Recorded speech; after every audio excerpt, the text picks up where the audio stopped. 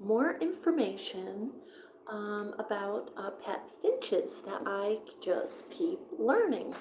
So let me just flip this so you can say hello to the finches this morning.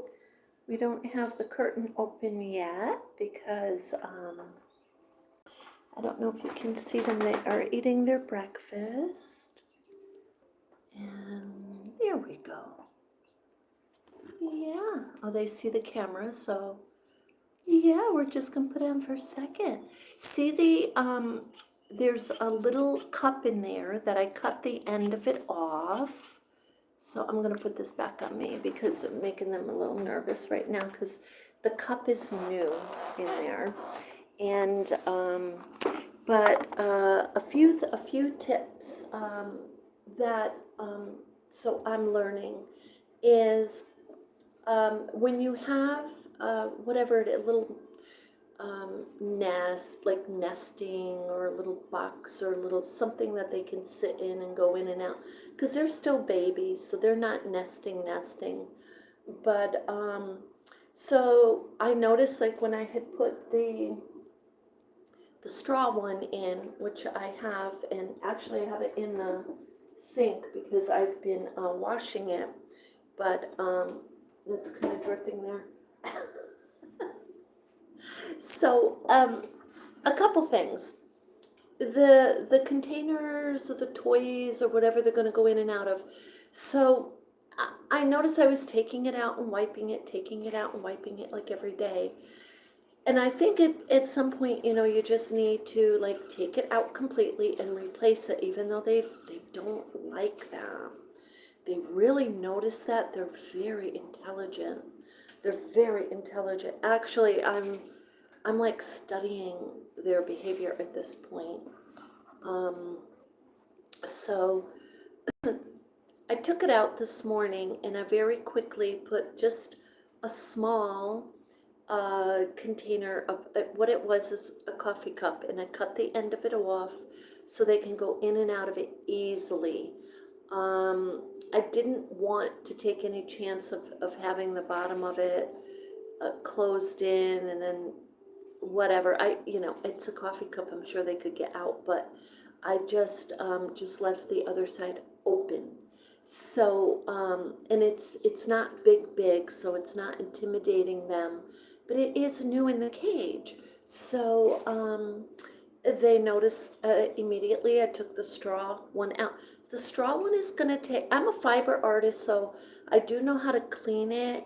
It's going to take at least a week before I can put that back in there because I've got to clean it out pretty good today, and then I need to have it. Hi, welcome everybody. Hi, thanks for being here. And then it has to dry out completely. So the other thing is I introduced. Oh, this is the other thing I learned is if you change the bird seed, you need to do it in parts. Okay, I didn't know that. And now I just so happen to have been getting the bird seed from the place I bought them, but it has no brand. They keep putting it in a plastic bag and that's how they sell it. So I really want to get a brand that I can see the name and know. Hi, how are you, Fruit Collector John and Batman? Hi. Hi guys, thanks for being here today. But I'd like to know the brand of the seed.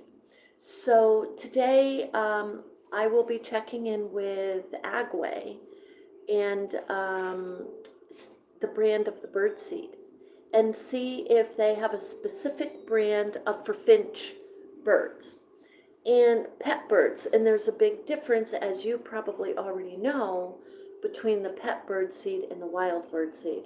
You don't want to give them super high energy in a cage, right?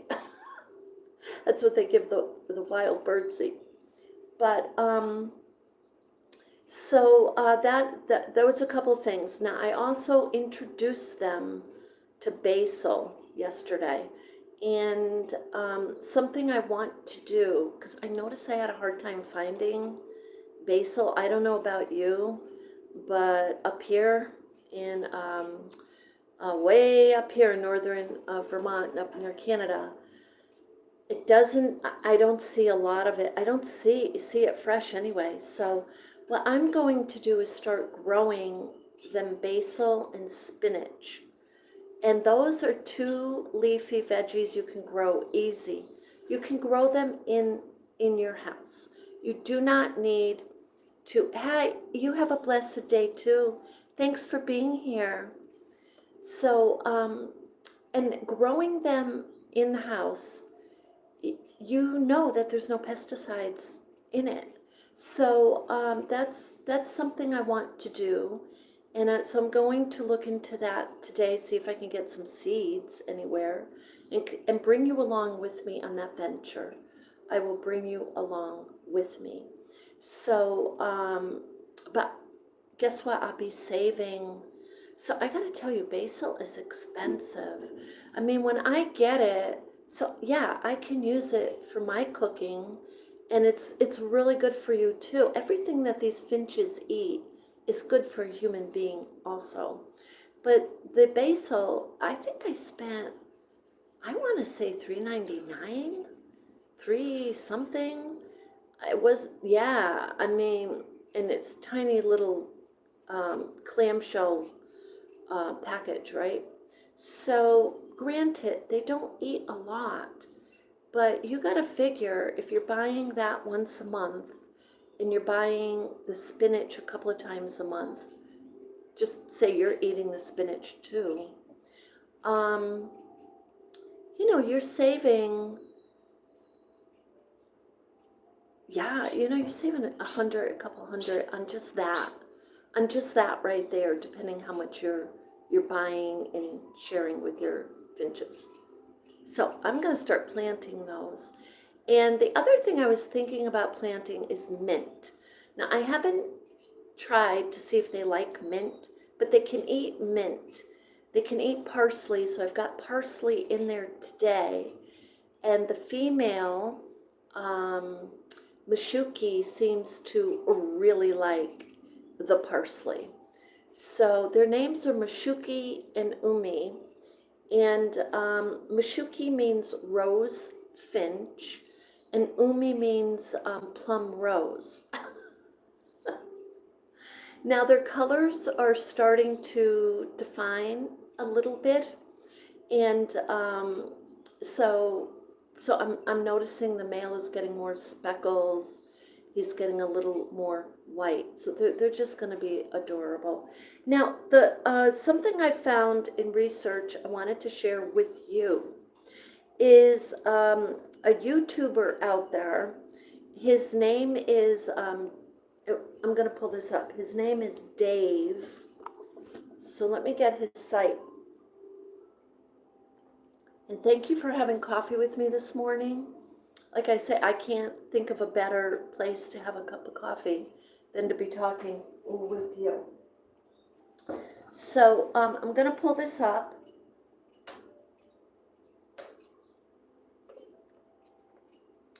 And I'm going to, yeah, I'll put the, let me just show you here. We'll just flip that so you can see. This is his site. And I thought I'd definitely hit subscribe to him. So sometimes you find yourself subscribing a lot. So this is him. Finch Man, whoops, sorry about that. His name is Finch Man Dave. And he has some excellent videos here. Building a flight aviary. So something he talks about here, because I listened to a few of these already, but he talks about a temperature, that there can't be like a sudden temperature drop.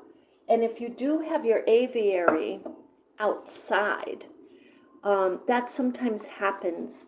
So he talks about some things I find a little technical because I don't have an aviary at all, you know, and I'm not going to get one like that. I'm just going to you know, just have a few pairs of finches.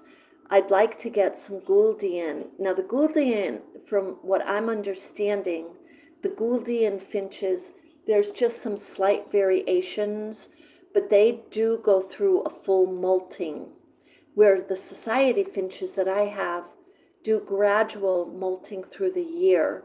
So there's nothing really harsh going on with them. But your Gouldians, you need to really watch them during that 2-3 month period that they're going through their molting. So he has some videos here. Let's just look here more at his page, because he has a lot more. Yeah, see? Veggies and greens for finches. He goes through that. I think there wasn't anything that jumped out. I think I already knew some things there, but the one thing I am going to look up for you, and I'm going to do it right now, is something called an egg. It's called an egg food. So this is the thing. The finches apparently like and need to have eggshells. So I don't know if you knew that, because I didn't know that. So there is, basically they just take the eggshells, crush them, and are mixing them. But there was a specific recipe. Let's see if I can find it. This is an A1, I'm sorry, AI. AI has a lot of work to do with people like me. Actually, I heard that there's going to be, that's going to be quite a growing industry, is the AI. Okay, so this is for pet finches, eggs provide protein, and a protein boost that's especially beneficial during breeding, molting, and times of stress. So all of the things that I've gotten, I didn't, and I don't, I like eggs, but eggs don't like me. Like, they make me nauseous. So I don't have eggs in it. So I have to go get, I'm gonna go get like a half a dozen eggs. But this is the thing. They provide protein boost, which they need for stress. So these are babies, they're not, you know, they're not, and they're not going to molt. But because they do gradually molt through the year, anyway, they say it's beneficial to give them eggs. So you can serve the eggs to your finch, either hard boiled, scrambled, ensuring that there's no salt and no seasonings. So I found this interesting, but there's some specific recipes which, well, here it goes. A simple recipe uses only eggs, their shells, for adding calcium. So you can boil the egg for about 15 minutes, and then, you know, serve it to your pet finch, right? Parts of it, whatever. Cool the, it says cool the egg, and then mash the, or you can mash the ingredients, the entire egg, including the shell, into a fine crumbly texture. And then for the finest consistency, you can use like a coffee bean grinder, and then serve fresh. Serve a small amount in a little treat cup. Is that just too darn cute? And remove any uneaten portion after a few hours. Now, oh, they do give another, here's another recipe. So this is the one, wow, an AI had this. Okay. So this is interesting. Hang on one second. Protein boost egg food. This is an enhanced recipe for your pet birds. A hard-boiled egg, cooked brown rice, a teaspoon of millet. So you know what millet is, the millet sprays of seeds. A cup of crushed bird pellets or mixed seeds, and 2 tablespoons of mixed finely chopped and grated fruit or veggies.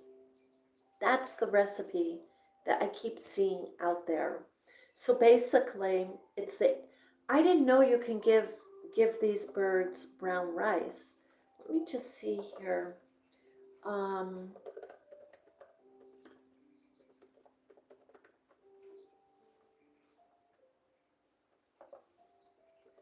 let's just see. Yeah, they can. Pet finches can eat small amounts of cooked or uncooked brown rice.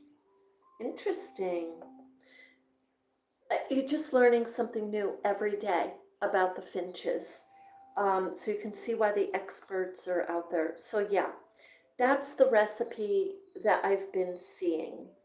And is a hard-boiled egg, cooked brown, 1 tablespoon of cooked brown rice, a teaspoon of the millet seed, a tablespoon of mixed seeds, and 2 tablespoons of veggies or fruits. So what I would do is not put that particular mixture in their regular little seed bowl, but keep it separate, like when you put their treats in. And yeah, see what they eat in a couple of hours. So I'll be trying that recipe, and I'll bring you along with me. We'll see how they do, if they like that. So anyway, I hope we'll see if they want to say hello yet. Um, yeah. Let's say good morning. Good morning, guys. Oh, they got seed on the table. Now, something that I do that I've learned to do is I have a separate table now for for them, because I just cleaned them and they threw some stuff out. But look, see, it's a new clean cage. They already moved. Yes, it's okay, sweetheart. I'm gonna put this down. They already moved their little cup. You see the little white cup back there? So they already moved it. It's okay, sweethearts. They're up on their perches. They don't, so I'm gonna move back a little because they're fine, but when they're eating, and I'm gonna get my coffee and just kind of talk to you from over here. When they're when they are eating, um, so a couple things I learned. I hope you can hear me because I'm a little bit over here. But they don't they even though as owners we love to kind of look inside the cage, and I'm just gonna wipe that while we're talking.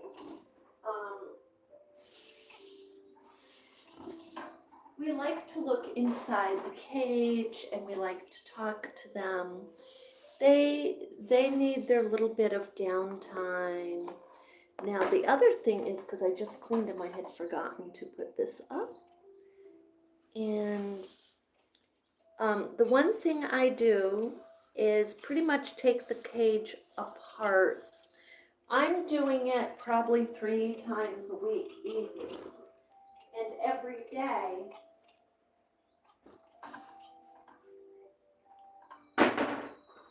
and it's basically every day that I am cleaning the, like lifting up the cage. Yeah, hi, sweethearts. I lift up the cage and, clean around the rims 2 times a day easily. And if they get it really wet because they're taking baths, I will take the tray out in the bottom and clean. And now, only for the first few hours, I'll leave the back side of it kind of closed, because I just gradually open up their cages, and the curtain is closed right now because sometimes if there's traffic and they're eating, they get really spooked. So I could certainly have them over against the wall or something, but right here is where I have the light on. So they get light into their cage and they need light.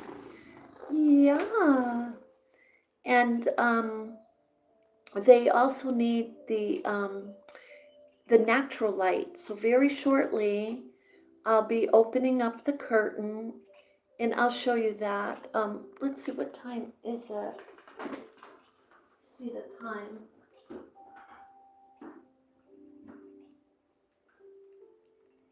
Okay, so it's 8 o'clock. So I usually open up the curtain like a little bit after 8. So because you see they're still eating.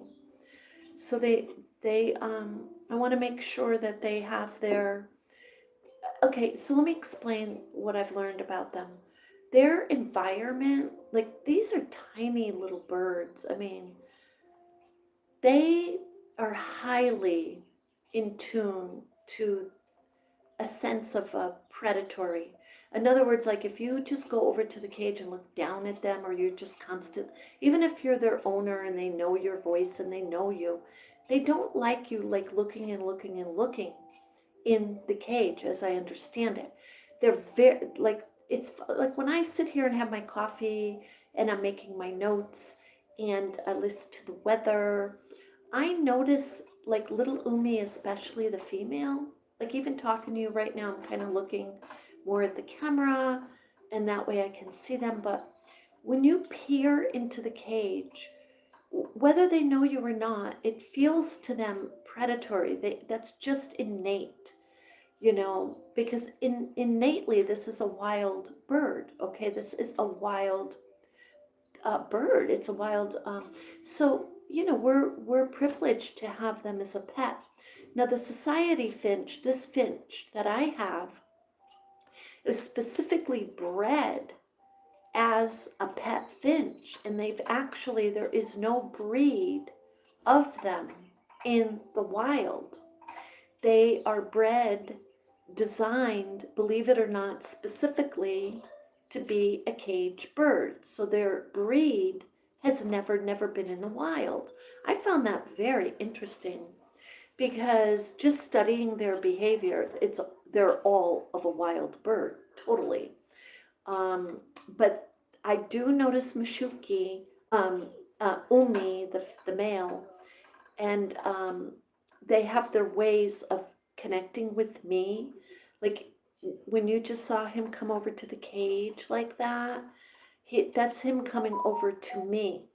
Now little Mashuki, the female, yeah, that's Mashuki right there. You see her with a twig in her beak right now? She's got a little twig. Yeah. Or that's the millet. That's the millet stalk. She's trying to find, she's still a baby, but she's like got the little nesting thing going on. And I removed the other perch so they have a little space to fly, but we have a larger cage coming to them soon. But anyway, what she'll do is when I'm sitting and doing my notes and having my coffee, she'll be sitting there looking at me. And I don't mean just looking, like she stretches her little neck, she looks down specifically over towards me and will be watching me. And as a pet, that's just adorable. So basically, she knows me. That's what I'm saying. But because they're wild, are really in their genetics, that's just in them. Okay, so they don't like you peering in. They don't want to be in a window where there's lots and lots of traffic and where somebody can stand there and just look in. So what I do is I'm going to open up the curtains shortly, and I guess they're done eating. So this is what I do. I open up the curtain and I make sure that the back part, like they have a part where they can go. Hey, sweethearts. We're gonna open up your curtain. Yeah. And I gotta get gotta get the clip for them.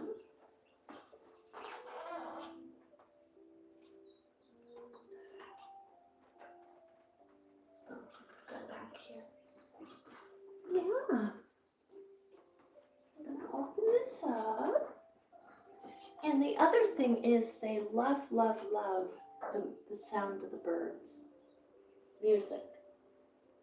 So get some natural light. Yeah.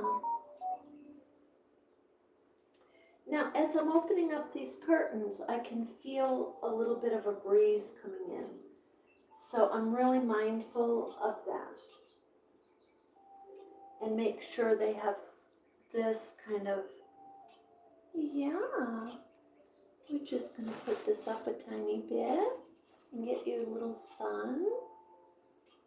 Yeah. And there we go. Yeah, there we go. You hear them singing? So they love it. Now, what I'll do is in about 10-15 minutes or so, I will put them a little closer to the window. And this is a window that does not get lots and lots and lots of sun, but it gets a really good amount. It gets a good amount all day long. So, but you can see the window super clear and they're looking out. Now they actually, I don't know if you can see it, they have a view of, yeah, you can see it. You're not going to be able to tell though, but there's the red tree that you're looking at right there has a bird feeder. Okay, it has a bird feeder hanging from it that they can see. Now, I have to tell you, the second I opened the curtain, I can feel a little breeze, not a breeze, but coolness. So the other thing is I did get a thermometer just to, I mean, it's quite a wide range. It's like 12-15 degrees. But if the thermometer would just tell me if the temperature has dropped severely or not. But in their cage, the cage is half covered with the quilt. I just leave that on towards the back part, and then they can come to the front and they can see, they can be in the sun. Now, the new cage I have coming will be big enough so they can have perches in the front. The only reason there's no perches in the front, and I'll be like I'll take like the quilt like a tiny bit back and whatnot as the day goes on, but they don't have the perches because if the perches are over their food, yeah, you guessed it, they it gets dirty, right? They soil in the food. So this way they're sitting on their little perches of their food, or they sit in their swing or up on the higher perch if they want to see outside. So, but they're very sensitive. They're very sensitive to predatory senses. So they're still acclimating really to this whole environment, but they're doing really, really, really well. The other thing, I do have a purifier, and people are like, oh my God, Carmela, isn't that a bit over the top? But it's truly not. It's not over the top because I think it's Finch man Dave. He explains the trachea and the anatomy of these tiny little birds. And so yeah, you definitely don't want to put them in the way of people smoking or campfires, what do they call it? Incense, or if you're spraying cleansers or even your perfume, seriously. Now you got to figure these birds genetically, I mean, they're out in the wild breathing air that's free of all of the, well, who knows how free it is, but you know what I mean. They get their own space. So yeah, what you see? So I'm going to now bring this back just a tiny bit. And there she goes. Yeah. But I just leave a little corner, so they always have their little corner where they can be in. If they feel unsafe, if they can go into their corner. So, but yeah, on that little tree outside, there's a little, yeah, there's a little birdhouse, and they have direct visual of the tree and the birdhouse, so they get to see their wild friends outside. And I just don't open that window. There's lots of traffic outside. There's traffic that goes out, traffic outside, and breezes and stuff like that. So I just leave that closed, and I have the windows open on the other side so they can hear the birds out in the back. So anyway, I hope that helped you, inspired you a little bit. If you're gonna get any little finches, and I'm still learning and getting in my little routines with them to keep them comfortable and happy and fed and all of that. So with that, I hope that you have a beautiful day. We did a video on the Halloween events going on in Vermont. So I that's on another video if you want to check that out. And I share with you, I also have another video sharing with you some beautiful fall plants. So I have a few more videos I want to share with you that have to do with nature and wildlife. And yeah, we will be also visiting a few places here in Vermont pretty soon. Today I might go to the I might go to the brew bus. If I do, I'll bring you with me. So anyway, with that, you have an absolutely beautiful day. A love and light.